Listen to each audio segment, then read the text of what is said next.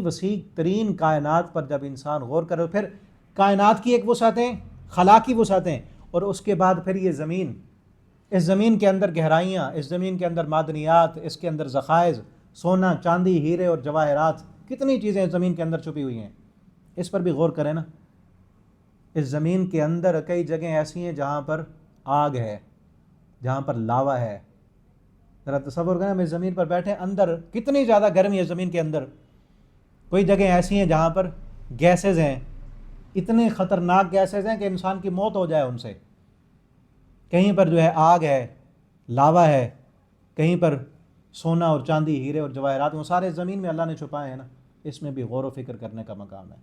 ان فی خلق السماوات والارض واختلاف اللیل والنہار لآیات لأولی الالباب، عقل مندوں کے لیے بڑی نشانی ہے۔ اور اصل نشانیاں کیا ہیں؟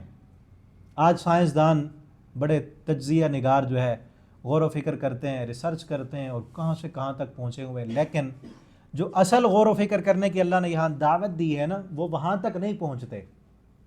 کائنات کی چیزوں پر تو غور و فکر کر رہے ہیں، لیکن اللہ نے جس مقصد کے لیے دعوت دی ہے وہ کیا ہے کہ ان چیزوں پر غور و فکر کر کے نا اللہ کو پہچانو، وہ رب کتنا بڑا ہے۔ جب ہم کہتے ہیں اللہ اکبر، اس کے مقابلے میں ہم کتنے چھوٹے ہیں، ہمارا کاروبار کتنا چھوٹا ہے، ہماری دکان کتنی چھوٹی ہے، ہمارے تعلقات کتنے چھوٹے ہیں، اور پھر ہم نے جو اپنے دل میں حسد، نفرت، بغض اور عداوت پالی ہوئی ہے، میں نے اس سے بڑا بننا، یہ کتنی چھوٹی ہماری خواہشات ہیں۔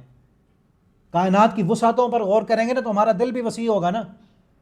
ہمارے غم کتنے چھوٹے ہیں اس کے مقابلے میں، ہماری پریشانیاں کتنی چھوٹی ہیں۔ جو اتنی وسیع کائنات کو رزق دینے والا رب ہے، اتنی وسعتوں کا مالک ہے، کیا ہم اس کے بن جائیں گے وہ ہمیں وسعتیں نہیں دے گا؟